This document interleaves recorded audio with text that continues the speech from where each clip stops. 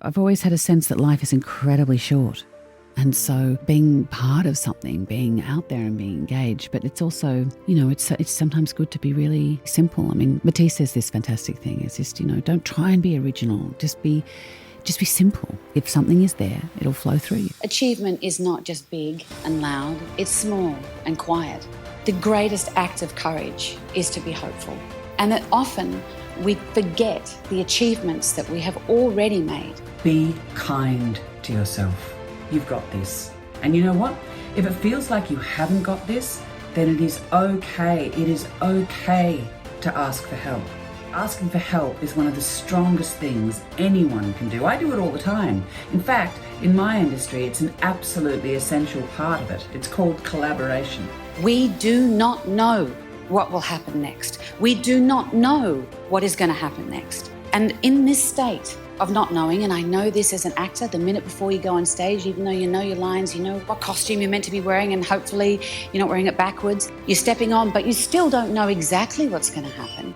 That is a fearful moment, but I always choose to turn that fear into excitement. But you surrendered. It's a great act of humility, and it is somehow accepting our powerlessness, and that we have an incredible power in that moment through surrendering to an experience.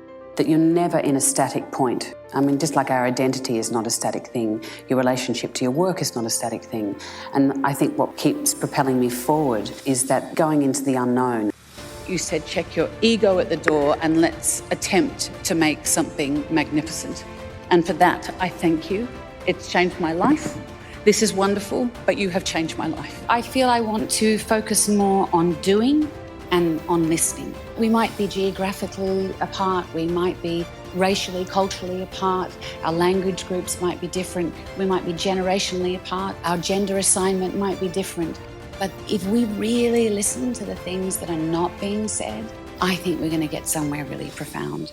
And to be a good storyteller, you really need to listen to the stories that are not being told. And you live alone, Therese Balavet? I do. Well, there's Richard. He'd like to live with me. Oh, no, it's nothing like that. I mean, he'd like to marry me. I see. I'm an intensely curious person, and also I don't think every time I embark on a project, but certainly when I left drama school, I had no sense or desire to get anywhere in particular. So it's always the work at hand. And if you don't have that sense of consequence, or gosh, if I play that role, then I probably won't get cast in that, and then, or if I die on page 9, then I'll never be cast in the lead of that, then you probably would have a different sort of career. So be kind. You've got this.